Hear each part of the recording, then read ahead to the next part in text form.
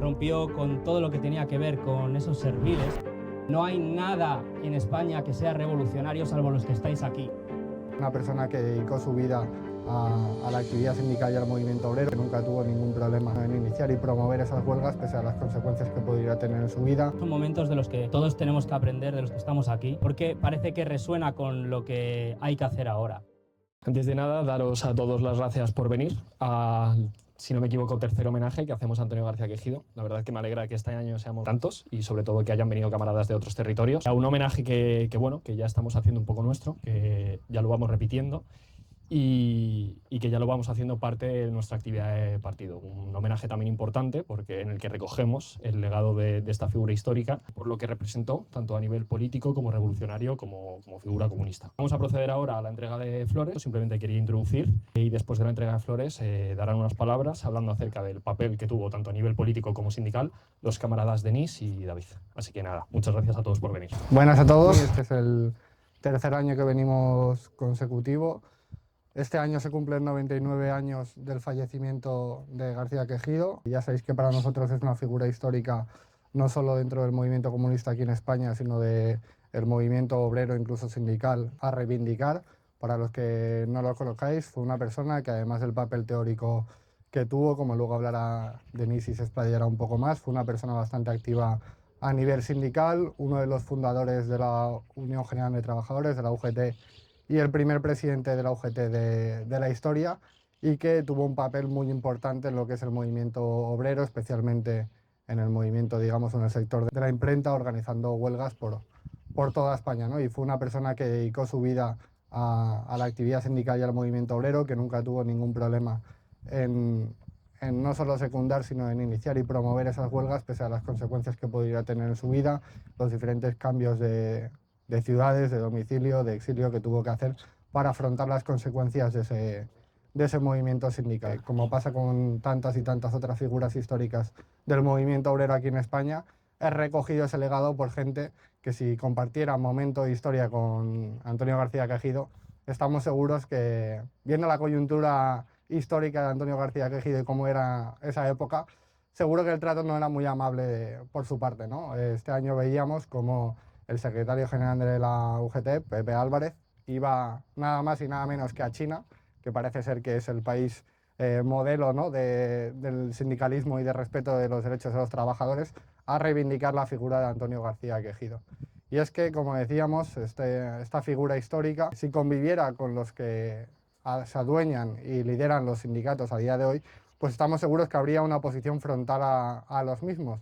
Muy mal tienen que estar los grandes sindicatos si la mayoría del trabajo que se centran es precisamente en denunciar y en atacar a los que sí que hacemos un sindicalismo de base por y para los trabajadores, lo que se hacía en la época, o como mínimo habría un mínimo de discusión y confrontación, que es lo que nos toca vivir a día de hoy. Así que es trabajo de todos los comunistas y de todos los patriotas y en general trabajadores de este país relanzar y defender la figura de estos personajes históricos como fue Antonio García Quejido. Bueno, muchas gracias al camarada David, que nos ha dado esa visión de García Quejido como sindicalista. Yo quería hablar un poco más de la visión que tuvo como comunista dentro de lo que fue la fundación del Partido Comunista Español, de esos momentos, porque yo creo que son momentos de los que todos tenemos que aprender, de los que estamos aquí, porque parece que resuena con lo que hay que hacer ahora.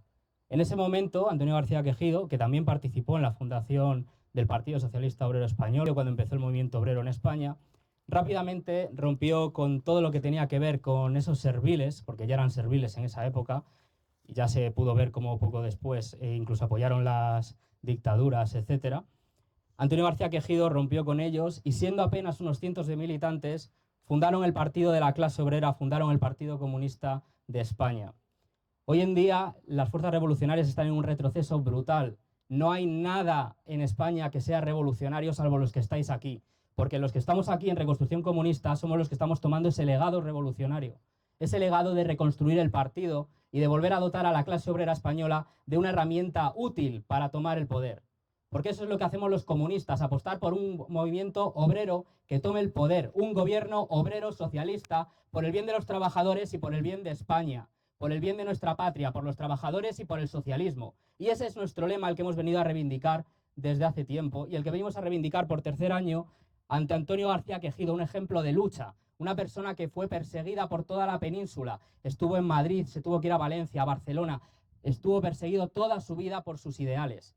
Y lo que hizo, ese ejemplo, ese partido, que a día de hoy está en manos de corruptos y de hienas burguesas, porque hoy en día el Partido Comunista de España solo es una especie de, no sé, de sucursal del PSOE al fin y al cabo. En la práctica lo único que hacen es defenderle, mantenerle en el Parlamento y mantenerle en el gobierno.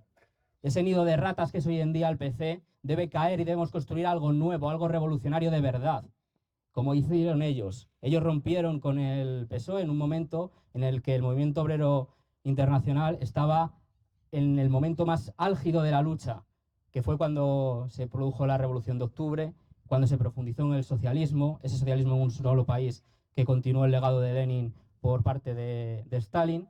Pues en el momento en el que todas las fuerzas revolucionarias del mundo estaban empezando a organizarse para hacer algo de provecho, al Partido Socialista no le parecían bien las condiciones que había que aceptar para formar parte de esa internacional, y ese fue uno de los principales motivos por los que el Partido Comunista, esos terceristas, se fueron y fundaron lo que sería el Partido Comunista junto con una juventud que era del Partido Comunista Español. Claro, o sea, es que llamarse Partido Comunista Español a día de hoy a esta gente les daría urticaria, porque son unos vendidos y no defienden a su país, ni defienden a los trabajadores, ni defienden nada.